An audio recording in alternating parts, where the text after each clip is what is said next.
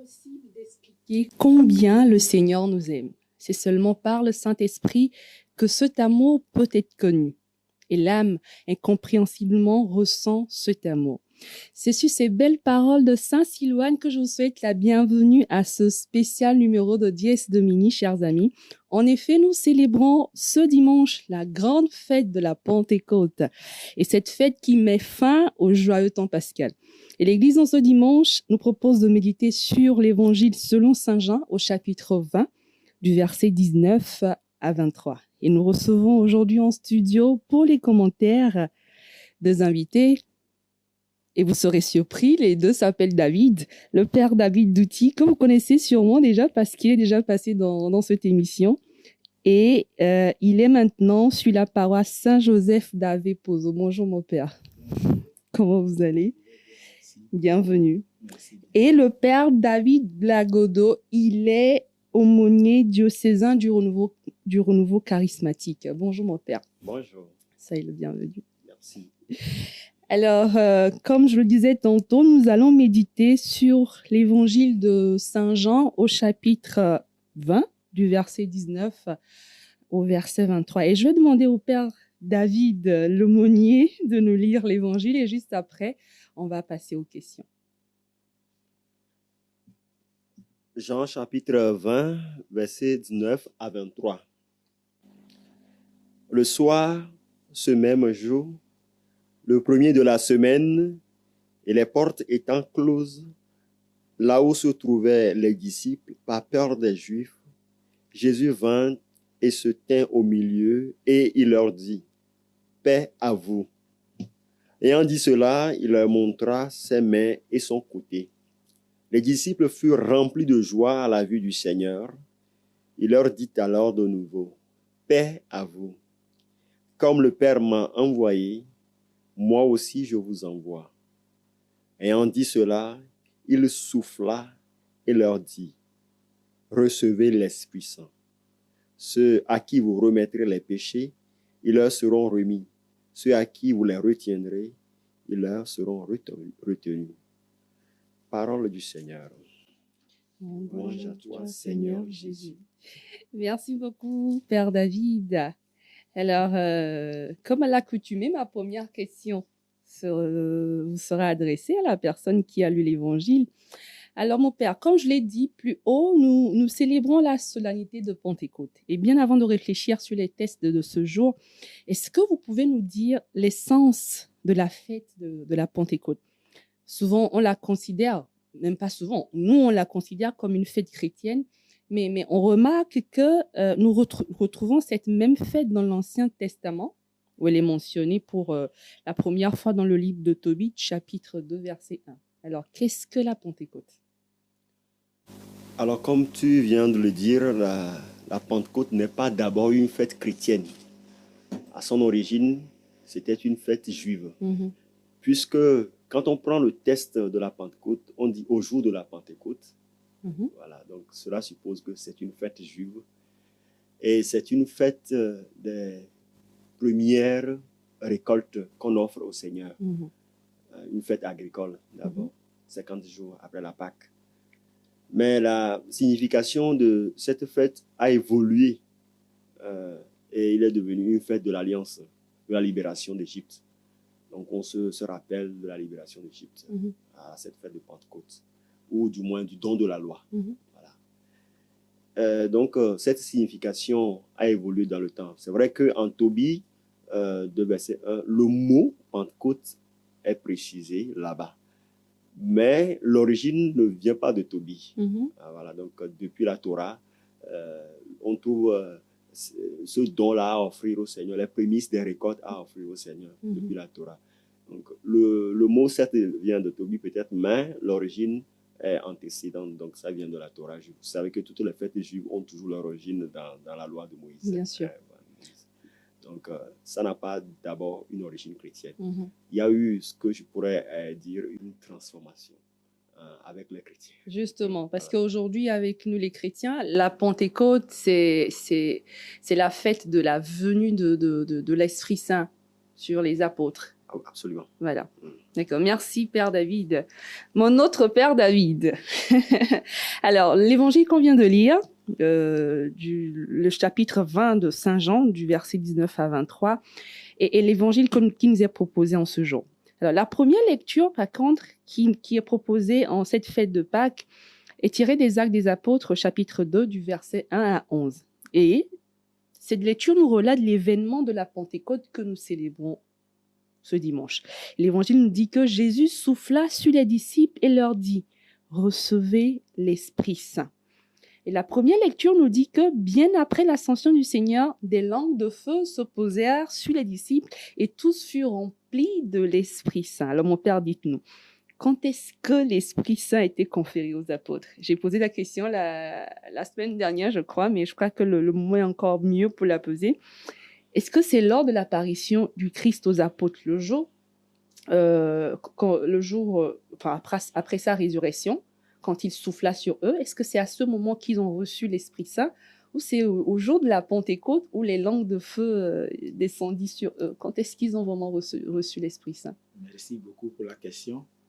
Effectivement, à entendre ces deux lectures, on a l'impression qu'on est dans une confusion. Mais en réalité, il suffit de situer ces deux événements dans leur contexte spatio-temporel. Donc, cela fait appel à la chronologie. Quand nous prenons l'évangile de Saint Jean fait une description de l'apparition de Jésus à ses disciples. L'Écriture dit qu'ils étaient remplis de peur. Et quand nous prenons cet évangile, en le suivant, nous voyons qu'au cours de cette journée, beaucoup de choses se sont passées. Avec l'apparition de Jésus, sa manifestation à Marie-Madeleine et tout ce qui s'est suivi au cours de cette journée. Alors on nous décrit ici l'atmosphère de vie des apôtres pendant la peur, animés par la peur. Et quand Jésus apparaît, il souffle sur eux, ce qui nous ramène aux origines. Le livre de la création, la Genèse. Dieu souffla la laine de vie.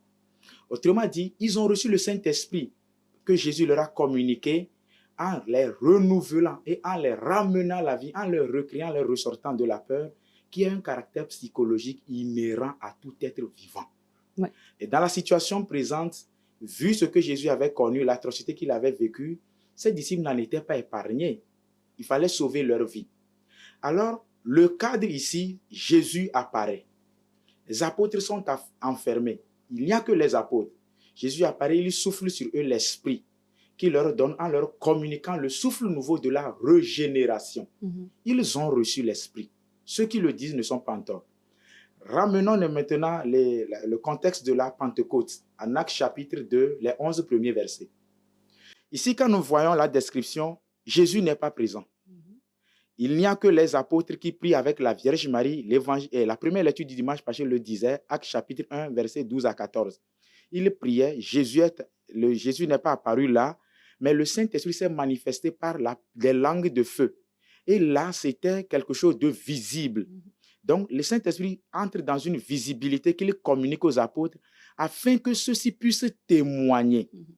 L'objectif, c'est de parvenir au témoignage. C'est pour cela qu'on fait une description en disant que l'Esprit se manifeste là par un violent coup de vent qui a fait tressaillir et qui n'avait laissé personne indifférent. Et en sortant de là, voici la particularité. Ils sortent maintenant pour témoigner et pour parler en toutes les langues, puisque, comme le Père l'a dit tout à l'heure, la Pentecôte existait depuis. C'était une fête des semaines, on l'appelait aussi fête des semaines, fête des moissons, et qu'il clôturait une étape de 50 jours.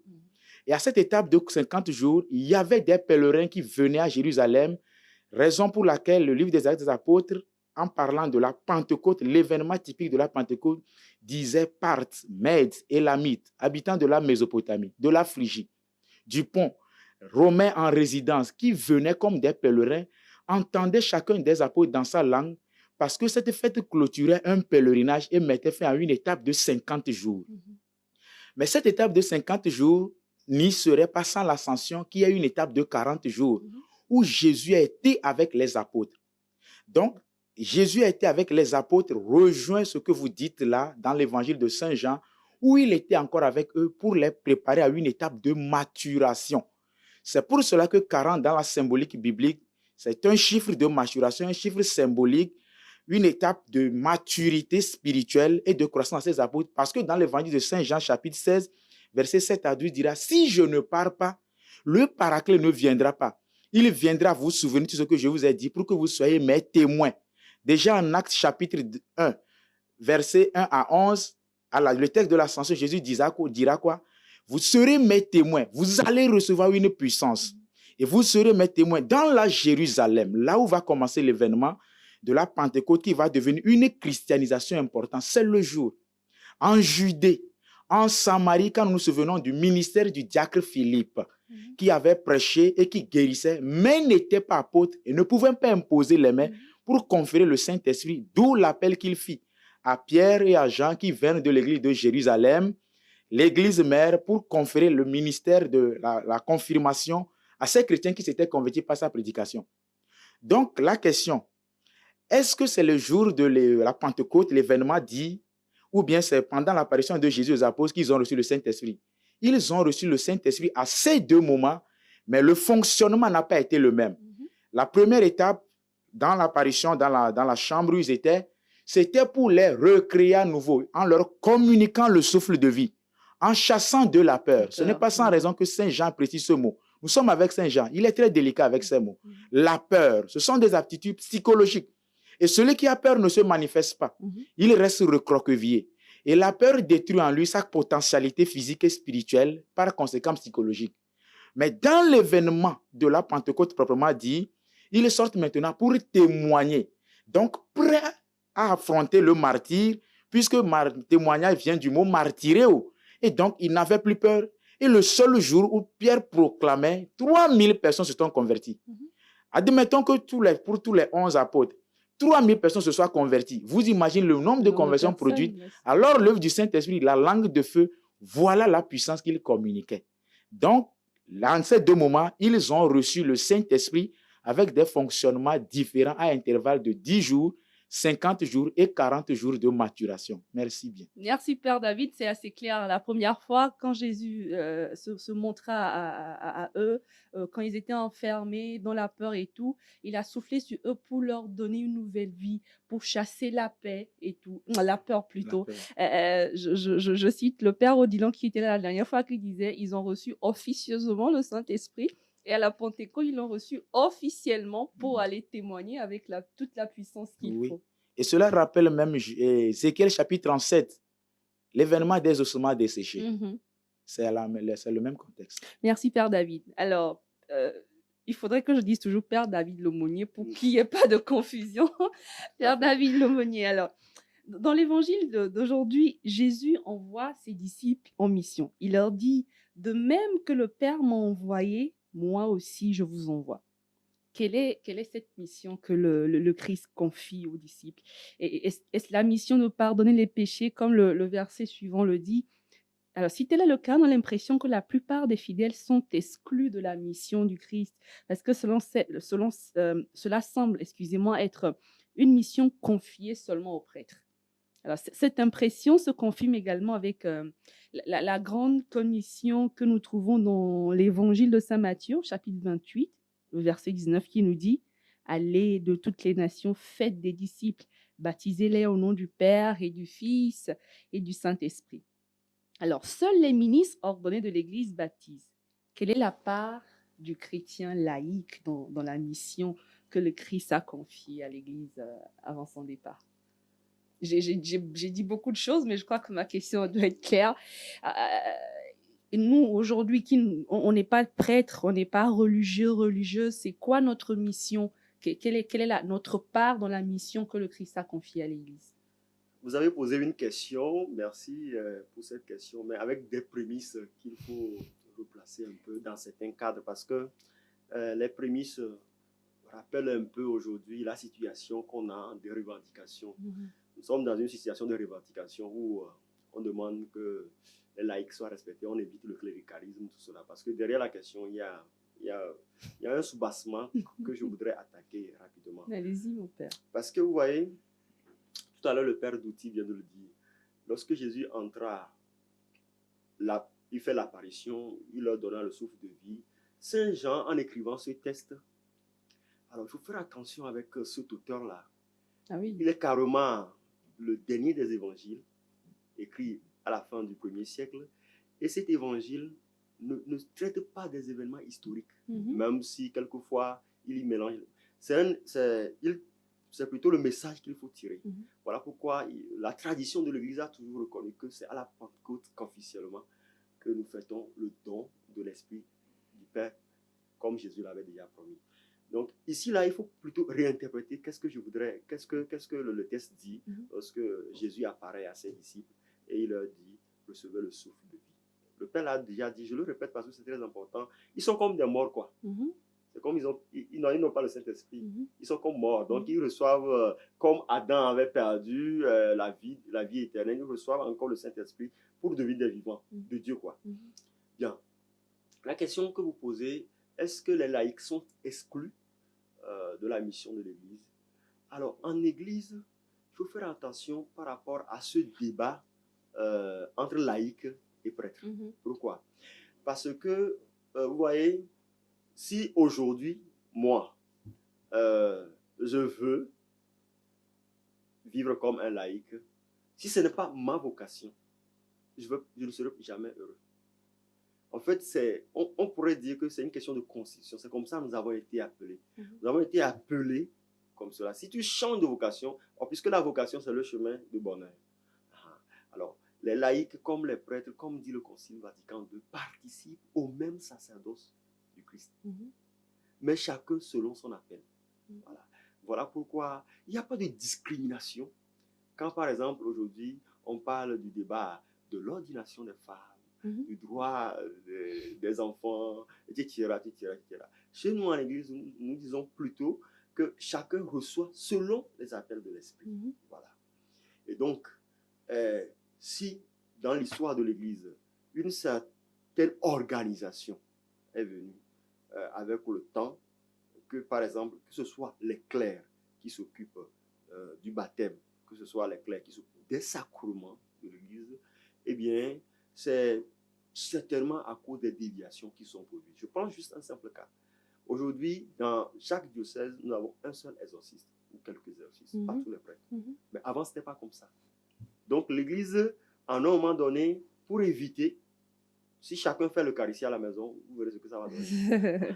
Donc, pour éviter beaucoup de problèmes que l'Église a connus dans l'histoire, il y a eu une certaine organisation de l'Église qui est mue par la puissance de l'Esprit Saint. La mission des laïcs, nos frères et sœurs les laïcs, comme dit le Concile Vatican II, c'est dans le monde d'être le sel et la lumière. Voilà, dans le monde. Ils baptisent eux aussi comme ça. Parce que le mot baptiser, c'est quoi? C'est plonger. Alors, chaque fois qu'un laïc dans le monde, là où il arrive à imprégner de l'esprit du Christ, de l'esprit de l'évangile, son entourage, il est en train de faire un baptême. Un baptême dans l'Esprit Saint. Peut-être qu'il ne fait pas le baptême sacrement, mais il fait déjà le baptême dans l'Esprit Saint. Il plonge sa propre famille dans le Seigneur.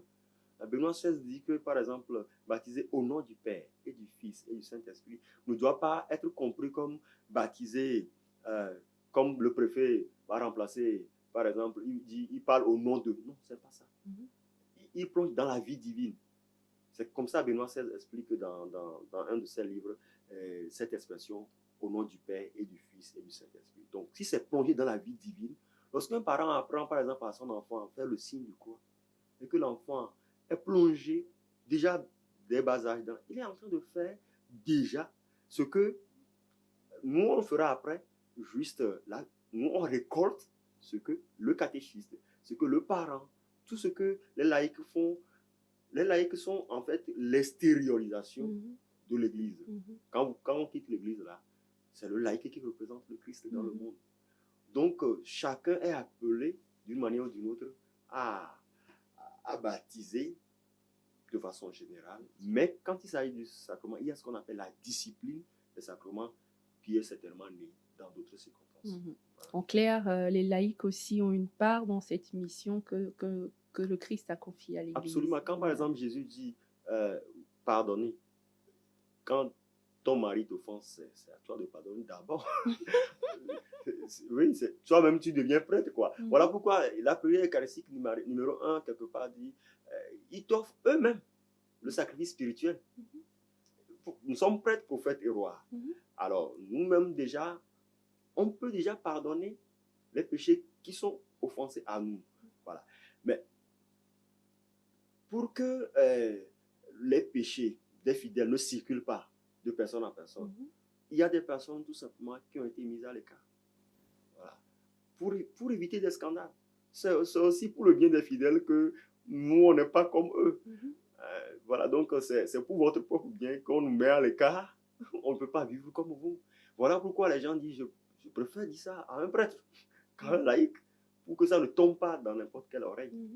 Donc, je pense que c'est pour le bien des fidèles que le Seigneur choisit ces apôtres-là. Il les a mis à l'écart. Pourquoi, par exemple, il n'a pas pris toute la foule pour faire ses compagnons? Oui. Voilà. Ouais. Merci.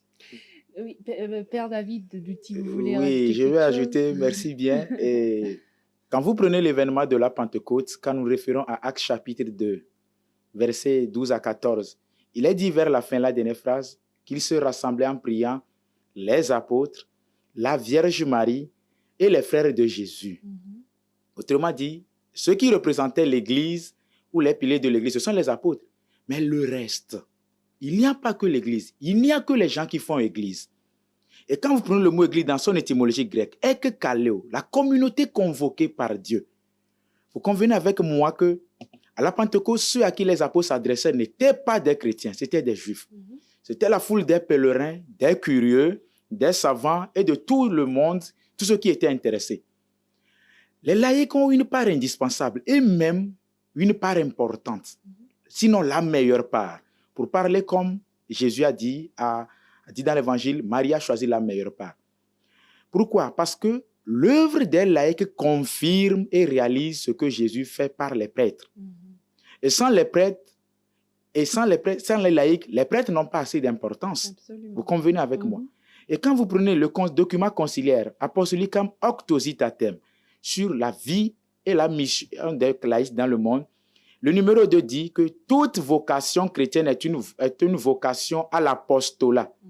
Même le prêtre est un laïc confirmé et élevé à une dignité sacerdotale pour rendre service. Il est au service des laïcs. Donc, les laïcs ne doivent pas être négligés. D'ailleurs, vous prenez les exemples, la plupart des prêtres qui fréquentent, ils sont enseignés pour la plupart par des laïcs. Moi, je connais un prêtre, sinon des prêtres, dont les directeurs spirituels sont des laïcs. Pas chez nous ici. Ils ont fait cette expérience ailleurs. Alors, les laïcs ne sont pas des gens négligeables. Ils ont des potentialités, beaucoup de grâce. Je donne même un exemple que nous connaissons, Clément Akobé. Il y a bien d'autres chez nous ici. Je cite les plus fameux, ceux qui sont connus, les plus populaires. Ce sont des chrétiens laïcs, mais qui œuvrent par le Saint-Esprit et par qui le Saint-Esprit réalise beaucoup de choses. Quand vous prenez nos groupes, quand je préparais cette émission, je l'ai lu à quelque part, l'animation liturgique, les chants, l'accueil, les lectures, tout ce que les laïcs font dans l'Église comme dans le monde, mais c'est une œuvre de croissance et de développement, mais par le Saint-Esprit. Et Populorum Progressio disait que le nouveau nom du développement, c'est la paix. Qui sont ceux qui œuvrent pour la paix? N'est-ce pas pour les laïcs? Ils reçoivent la parole, ils mettent la parole en œuvre. Alors qu'aucune laïque ne se sent exclue, mais qu'elle se pose la question, est-ce qu'elle fait réellement sa part? C'est Monseigneur Bariga qui avait l'habitude de le dire. Fais ta part, quand il conduisait la CVJR. Merci bien. Merci, Père David Duty. Alors, je voudrais qu'on revienne un temps soit peu sur le dernier verset de l'évangile du jour. Le texte nous dit, « À qui vous remettrez ses péchés, ils seront remis. À qui vous maintiendrez ses péchés, ils seront maintenus. » Alors, tels furent les propos de Jésus. Vous êtes prêtre, hein? Dites-nous, est-ce qu'il y a des péchés que vous maintenez lors de la confession? On a envie de savoir, est-ce qu'il y a des péchés quand on vient vous raconter les petites bêtises qu'on fait, tout ça là, est-ce qu'il y a des choses que vous remettez, même quand vous nous dites, vous donnez l'absolution, mais je ne sais pas, intérieurement, vous retenez certains péchés. On a envie de savoir. Et si oui, quels sont ces péchés? Et quels sont les critères, en fait, pour maintenir les péchés d'un pénitent? En gros, quelle compréhension devons-nous avoir de ce verset? Et quelle est la part que joue la miséricorde de Dieu dans le processus du pardon de péché? Ok. D'abord, avant de répondre, cherchons à savoir ce que c'est que le péché. L'Église nous dit, le catéchisme de l'Église catholique, le numéro 1849, je cite, « Le péché est une faute contre la raison, la vérité, la conscience droite. Il est un manquement à l'amour véritable envers Dieu le prochain. » Et à la longue, il fait une catégorisation entre les péchés mortels et les péchés véniels. Donc, le péché, c'est une offense à Dieu et au prochain. Maintenant, votre question, y a-t-il des péchés qu'on retient en confession? Dans le temps, dans le contexte historique, moi, en catéchèse, on me l'a enseigné, on me l'a dit, il y a des péchés qu'on appelait péchés réservés, qui n'étaient réservés qu'à l'évêque qui devait pardonner ses péchés. Je prends un exemple, le péché de l'avortement. Il peut y avoir aussi d'autres. Un péché de renier et de rejet public de la foi. Il y a d'autres péchés. Un péché, effectivement, le meurtre. Alors, ou un péché de reniement de la foi publique, ou bien, comment appelle-t-on, un péché de meurtre, même l'avortement, c'est un meurtre. Un péché de grave crime devait être réservé à l'évêque. Mais avec l'avènement du pape François, il demande à ce que tout prêtre puisse pardonner, accorder le pardon en exhortant le pénitent à la conversion. On peut pardonner un péché sans être totalement pardonné si on n'a pas eu la conscience de regretter. Parce que la confession, ce que vous dites, c'est un sacrement. Alors ce n'est pas prendre à la légère et c'est un sacrement de guérison. Ce n'est pas prendre à la légère. Alors quand Jésus dit, vous pardonnez, retenez, les péchés que vous retenez seront retenus, ceux que vous pardonnez seront pardonnés effectivement. Je vous donne un exemple. On peut retenir le pénitent, le péché d'un pénitent, ou bien manquer de lui donner l'absolution. Quand par exemple le pénitent ne fait pas, il n'a pas un sincère regret de sa confession qu'il fait. Sans aller dans les détails, je parle de mon expérience, j'en ai entendu aussi. Il y a des pénitents qui viennent à vous et qui pleurent vraiment, qui regrettent. C'est en cela que j'aime beaucoup la confession des enfants. Ils sont vraiment sincères. Il y a également des gens qui viennent, vous avez l'impression qu'ils se confessent, mais il est distrait, regarde ailleurs. Non, moi je vous dis, allez-y, revenez. Ou si je vous remarque que vous venez à la confession, mais vous passez le temps à parler. Non, je vous reporte votre confession. Alors, le pénitent qui vient, qui a volé, et qui retient la chose en sa possession, qui a la chose en sa possession, qui ne l'a pas rendue, et qui vient demander pardon, ça je le tiens d'un prêtre sage. Et nous étions encore séminaires qui le disaient, il dit, non, on ne peut pas lui accorder l'absolution. Il faut qu'il rende l'objet, qu'il fasse réparation avant qu'on ne lui accorde. Parce que n'oubliez pas, dans le domaine de la confession ou de la rémission des péchés, c'est des étapes. L'examen de conscience, la reconnaissance de ses fautes, l'aveu des fautes, le regret, l'absolution et la réparation. Ce sont tous ces actes enchaînés qui concourent à ce qui est sacrement de pardon. Alors on peut retenir un péché. On peut retenir la confession d'un pénitent s'il ne fait pas vraiment amende, tout en étant conscient qu'il n'y a plus de péché réservé. Mais le prêtre, le père David, l'aumônier, est plus ancien que moi, il a plus d'expérience, il va nous éclairer. Père David, l'aumônier, il vous est arrivé déjà de retenir certains péchés. Alors avant d'arriver, je me rappelle d'un curé qui nous avait dit, quelqu'un venu vers lui pour se confesser, et quand il était arrivé, il était tout souriant. Genre, voilà, c'est comme s'il était venu à une fête. Et quand le curé lui a demandé, ils ont commencé, hein, vous n'êtes pas confessé à combien de temps? Il dit, oh, on va faire 2 ans. Hein. Le curé, il dit, lève-toi, rentre chez toi. Quand tu seras conscient, reviens. Mais en ce moment, je n'avais pas compris. Je me suis dit, pourquoi la personne est venue se confesser? Mais là, avec ce que le père David vient de dire, je comprends que quand on vient, et qu'on n'est pas, on regrette pas, on n'est pas conscient de ce qu'on est venu faire, c'est normal qu'on puisse peut-être retenir certains péchés. Mais dites-nous plus. Bon, je parle de mon expérience, merci pour le renvoi. Il y a 2 niveaux. Il y a la discipline du sacrement lui-même, et puis il y a certains types de péchés que le prêtre lui-même n'a pas le pouvoir d'absoudre. Voilà. Certes, le pape François a levé le cas de l'avortement, mais il y a certains péchés qui demeurent, que le prêtre ne confesse pas. Alors, je voudrais d'abord dire que la confession c'est un lieu pour recevoir le pardon de ses péchés. C'est-à-dire que le pardon est une source là-bas, intarissable. Voilà. Et donc, habituellement, normalement, le prêtre reçoit les pénitents pour les encourager et leur offrir le pardon que le Christ a déjà donné à la croix, que le Saint-Esprit donne maintenant par le mystère de l'Église. Maintenant, c'est pour recevoir le pardon. Donc, ça suppose, comme a dit le Père, la contrition.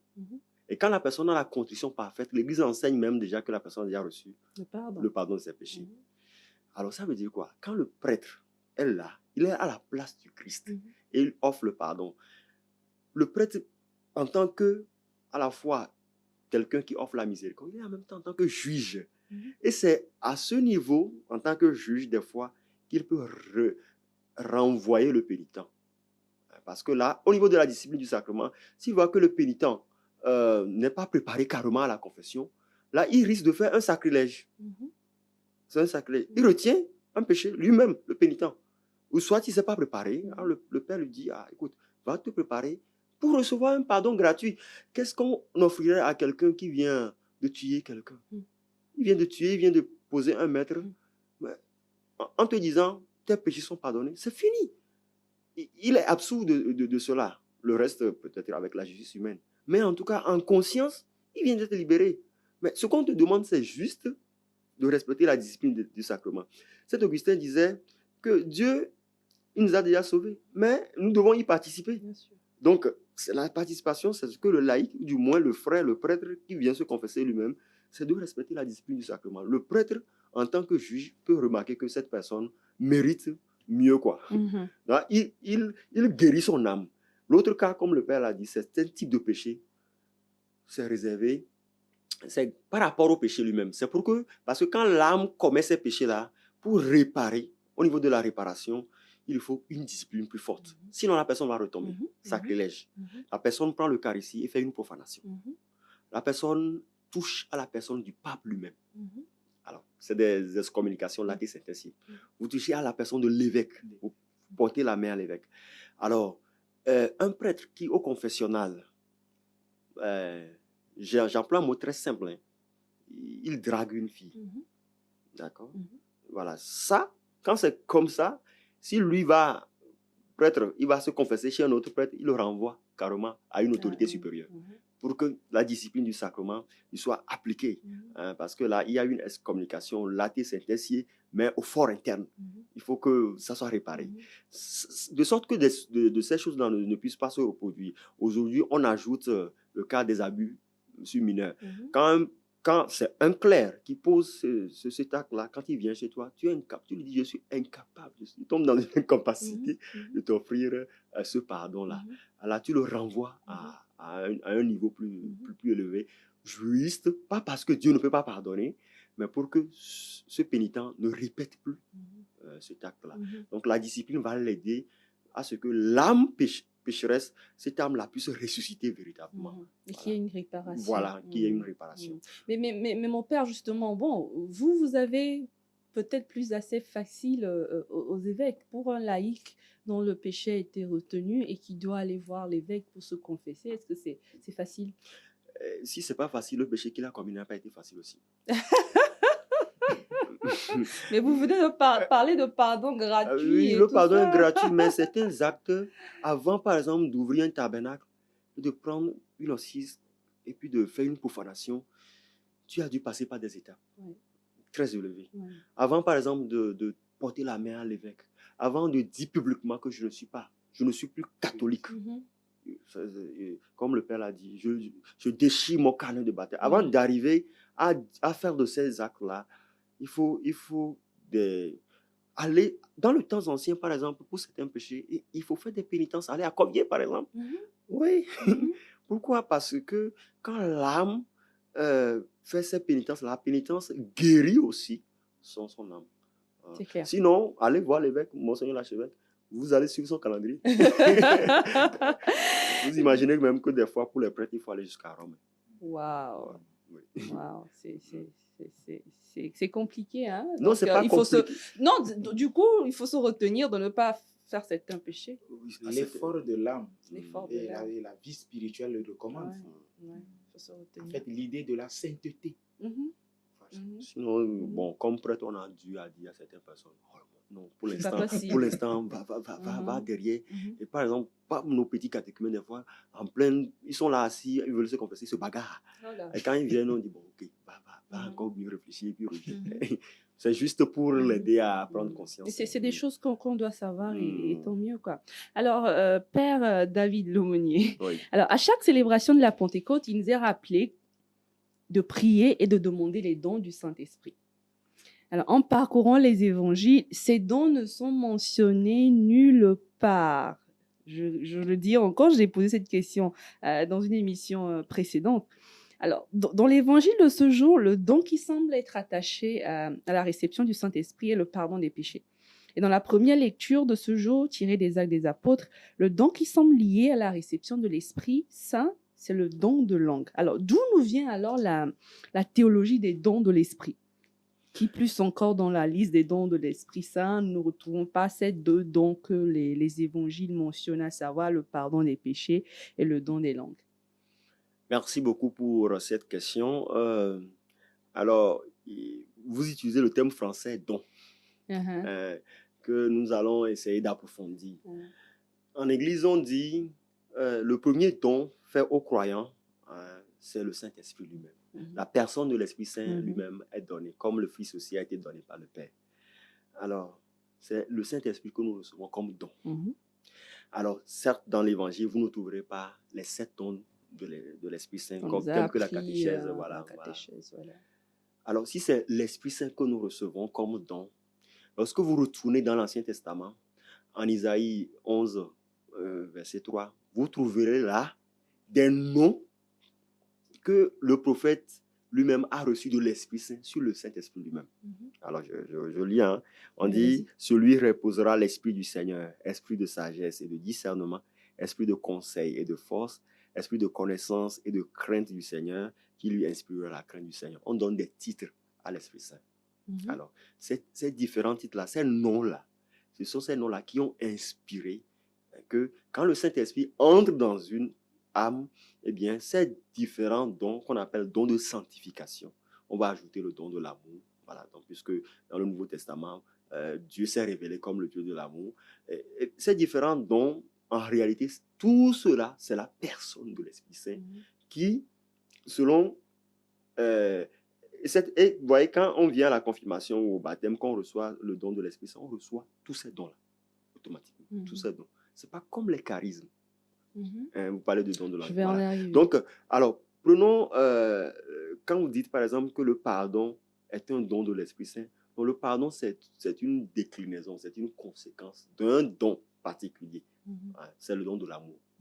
Voilà, c'est l'amour transformé en miséricorde qui est pardon. Voilà. Donc, et là, dans cet évangile, vous ne trouverez pas les 7 dons, mais quand on prend toute la tradition biblique, quand on prend toute la Bible, on se rend compte que quand le Saint-Esprit est là, la personne devient sage. Absolument. Par exemple. Merci, Père David. Mon autre Père David. Alors, lors du sacrement de la confirmation, l'évêque dit au confirmant, « Sois marqué de l'Esprit Saint, le don de Dieu. » Alors, je voudrais savoir quelle est la différence entre l'Esprit Saint que le confirmant reçoit durant le sacrement de confirmation et l'Esprit Saint qui nous est donné le jour de la Pentecôte. Étant donné que nous recevons l'Esprit, je crois bien. Voilà. Alors, chaque année, le jour de la Pentecôte, est-ce que les besoins... est-ce qu'on a besoin de faire confirmer cet Esprit Saint qu'on a déjà reçu à la confirmation? Ok. Les questions ne sont pas compliquées. Quand l'évêque confère le sacrement de confirmation par l'imposition des mains. Oui. Alors les catéchumènes reçoivent le Saint-Esprit, c'est leur Pentecôte. Ils reçoivent le Saint-Esprit, ils reçoivent les dons du Saint-Esprit. Maintenant, à la fête de Pentecôte, vous demandez, le Saint-Esprit que nous recevons, est-ce un renouvellement, une renaissance? Je crois que nous revivons une expérience, puisque nous l'avons déjà reçue à la Pentecôte. Nous travaillons avec, nous y travaillons. Alors, il n'y a pas de différence. Pourquoi? Parce que chacun doit reconnaître le don qu'il a reçu. C'est là que nous devons dépasser un peu le don pour entrer dans le fonctionnement du charisme. Le don, nous le recevons, tel que le Père l'a dit dans Isaïe chapitre 2, Isaïe chapitre 11, versets 2 à 3, nous avons les dons du Saint-Esprit. Mais à part les dons, Saint Paul parle également des fruits de l'Esprit, puisque celui qui a reçu le don doit manifester les fruits. Quand vous prenez Galates chapitre 5, le verset 22 à 23, Saint Paul parle des fruits de l'Esprit. Quelqu'un ne peut pas être sage sans être une personne de paix. On ne peut pas prétendre avoir le don de conseil sans avoir la bonté. Non. Parce que le don, c'est la grâce de l'Esprit. Mais vous devez le manifester dans le quotidien, d'où les fruits de l'Esprit. Et nous parlerons de charisme après. Ça, c'est beaucoup plus pour la mission.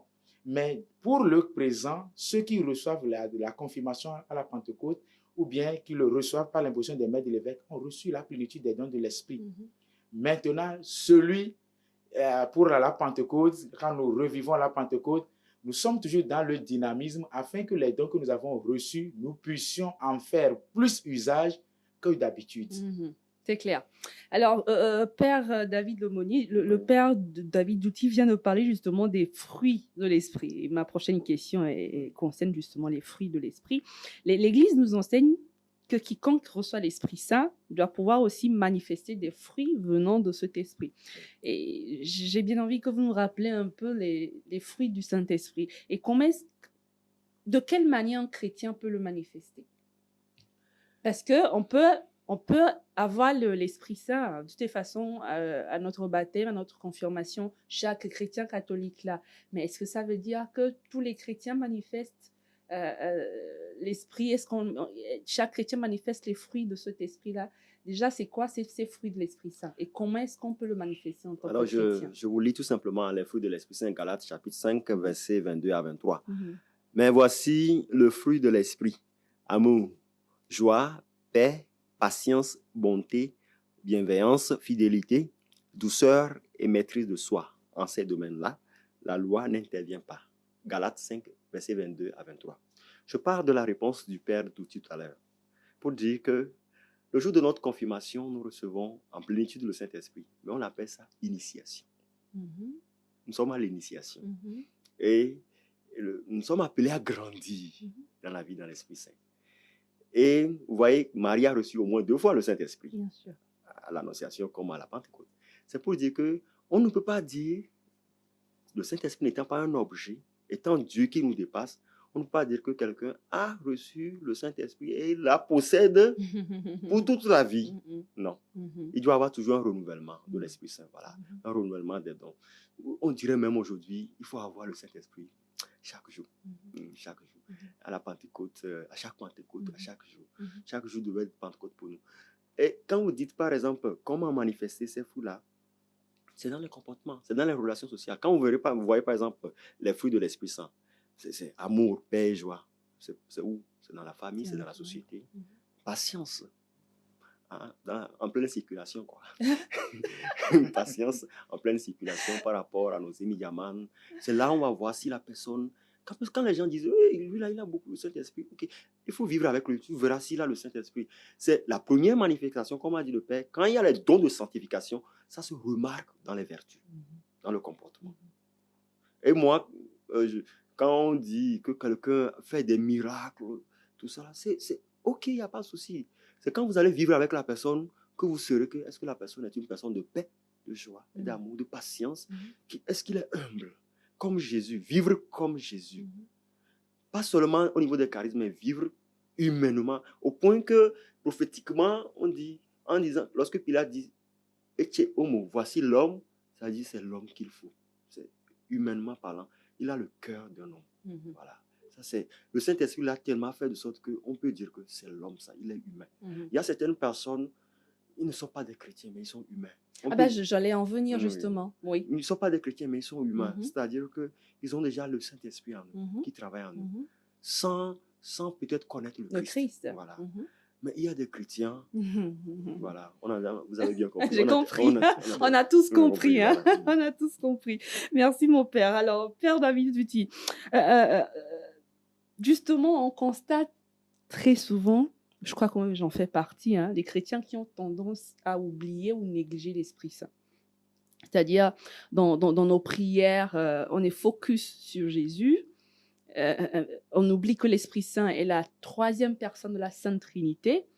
Et on remarque qu'il y a d'engouement autour de l'Esprit Saint que peut-être au moment de la Pentecôte ou bien au moment où on fait les neuvaines à l'Esprit Saint ou au moment où le renouveau charismatique organise une campagne où on sait que bon, voilà, on va invoquer l'Esprit Saint. À part ces moments, dans notre vie de chaque jour, on remarque que c'est difficile pour les chrétiens d'invoquer l'Esprit Saint.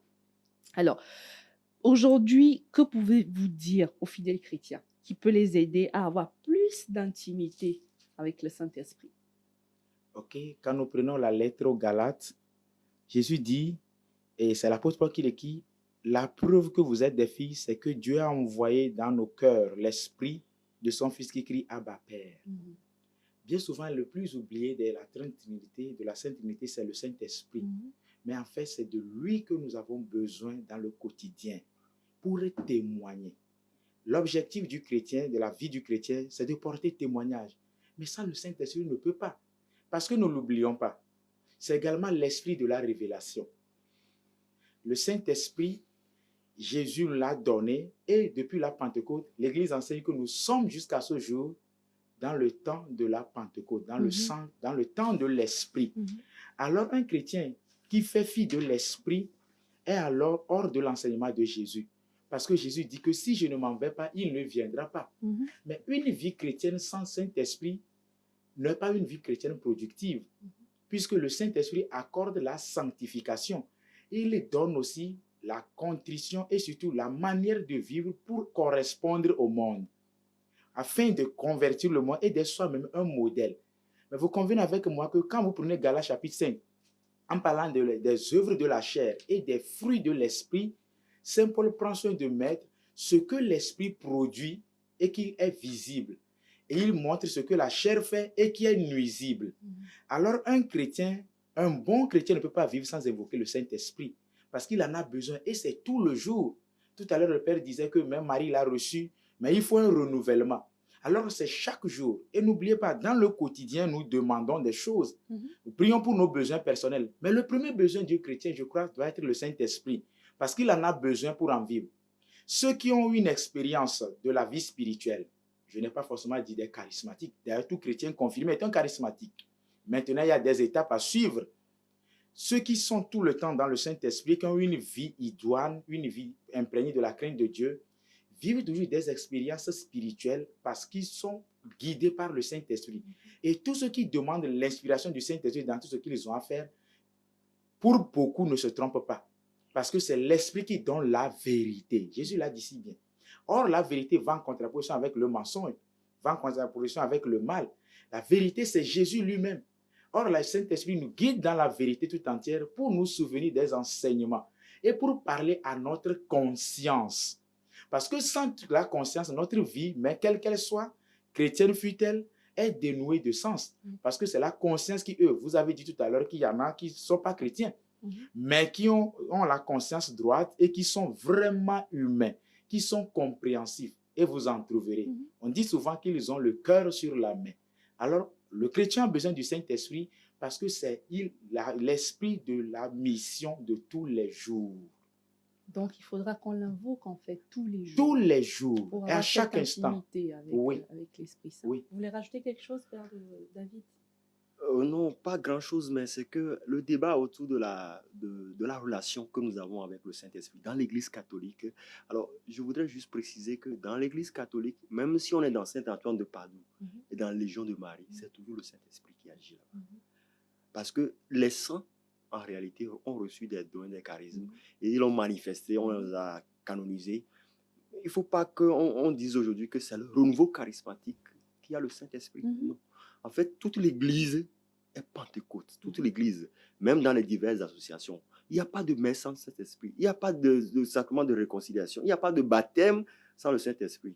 Voilà, donc c'est l'Esprit qui agit à travers l'Église, que ce soit dans les diverses associations. Donc là, il faut discerner sa présence, prendre conscience que c'est lui en réalité qui conduit l'Église maintenant, à travers n'importe quelle... Et quand on prend sa conscience maintenant, il faut, comme le Père le dit, moi, c'est très important pour moi parce que, vous voyez, le projet de Dieu a été toujours sa présence auprès de l'homme. Quand vous prenez l'histoire sainte, vous voyez par exemple la tente de la rencontre, vous voyez le tabernacle, vous voyez même Jésus en tant qu'Emmanuel, Dieu est avec nous. Il faut que Dieu soit avec nous. Sinon, on ne peut pas s'en sortir sur cette terre. Alors la présence de l'Esprit en nous fait de nous quoi? Une église ambulante, un temple dans lequel l'Esprit est là tout le temps. Et quand vous avez le Saint-Esprit, il vous guide.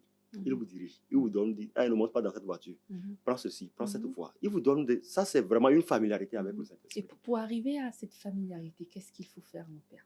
Alors, il y a des éléments nécessaires. D'abord, il faut mettre à jour son baptême. Il y a des baptêmes dont la base de données ne sont pas... Il faut mettre à jour son baptême. C'est-à-dire que le baptême, c'est d'abord une rupture avec le péché. Voilà. Il faut mettre à jour son baptême, la pratique des sacrements, la prière fréquente, l'étude de la parole de Dieu, la méditation de la parole de Dieu.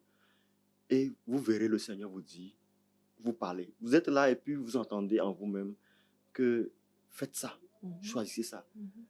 Voilà, je raconte une expérience que j'ai eue une fois, j'allais à Vepozo. J'étais en circulation, il y avait un Zémidiaman devant moi avec une fille derrière. Ils étaient devant moi, j'étais dans ma voiture. Et puis, à un moment donné, j'entends en moi dire, mets-toi à l'écart. Ce qu'il faut en train de faire, là, vous voyez habituellement, mets-toi à l'écart. À peine j'entends la voix et je me déplace, ils sont tombés. Si je ne me déplace pas, je ne peux pas m'arrêter parce qu'ils étaient juste devant moi. On était en pleine circulation. Vous allez les cogner. Oh, absolument. Ils sont tombés, quoi. Mais quand je me suis déplacé, vous voyez la grande route d'Avepozo là, quand je me suis déplacé, je les ai laissés sur un côté, ils sont tombés automatiquement. Vous voyez, quand vous l'écoutez, c'est une certaine familiarité avec Dieu. Et cette familiarité, c'est quoi? C'est la personne qui gère l'église. Il est là quand le prêtre parle. Il est là quand le prêtre confesse. Il est là quand, par exemple, le responsable d'association dit prions. Il est là quand le papa et la maman s'entendent. Il est là, c'est lui toujours qui est là, qui dirige. Quand c'est lui, en fait, il faut le reconnaître à travers l'église. Et quand vous arrivez à discerner sa présence, des fois vous allez à certaines messes, le prêtre, quand il parle, il dit non, c'est ce qu'il a dit là, c'est comme il m'a parlé. En fait, c'est l'Esprit qui veut parler.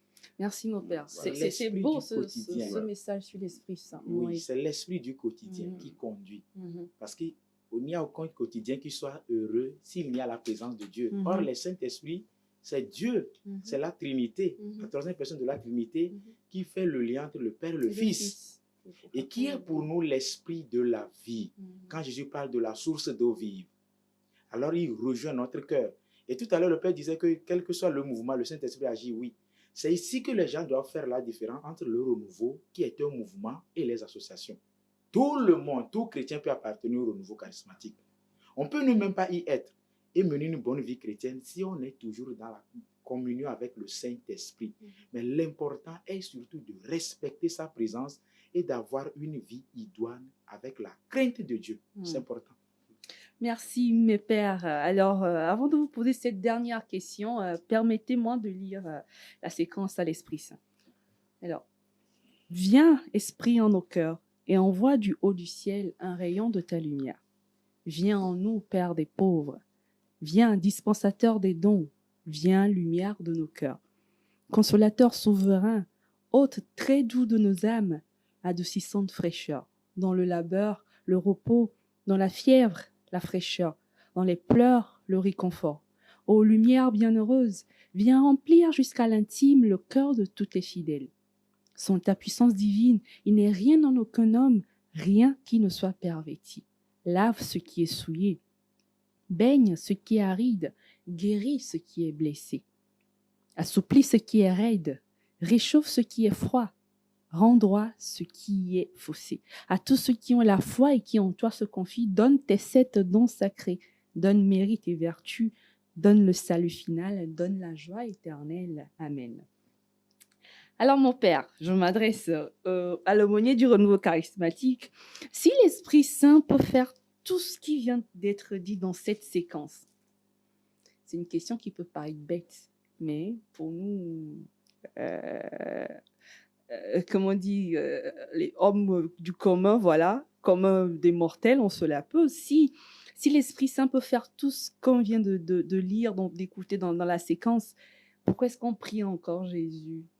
Alors, plus clairement, est-ce que vous pouvez nous dire distinctement le rôle de chaque personne dans la Trinité? Ceci pourrait sûrement nous aider à savoir comment invoquer l'Esprit Saint, parce que je crois peut-être c'est ça le nœud du problème. Quand on prie, on se dit, quand on invoque l'Esprit Saint, qu'est-ce qu'il faut lui dire? Quand on invoque Jésus, qu'est-ce qu'il faut dire? Donc, si on arrive à faire distinctement